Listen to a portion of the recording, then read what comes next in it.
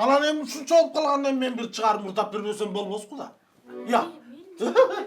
Баягы жаш кезде Майраш экөөбүз алада гулайт этип жоготуп алып издейм сени деп ырдагам. Тамаша кылып. Руслан Абдыкадыровдун бир ырын ырдап берейин. İzdeyim seni arasından ellerdim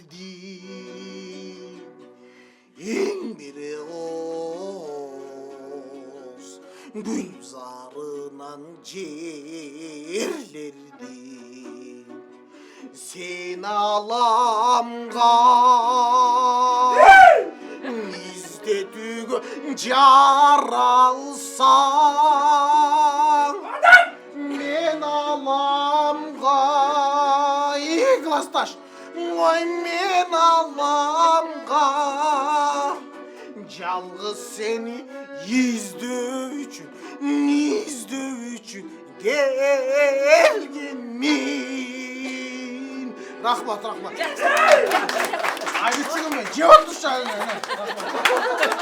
Rahmat Rahmat Mayraş degen de yürülar жазам de Mayraş Жақында рэп жазсам bu da Тамаша кылып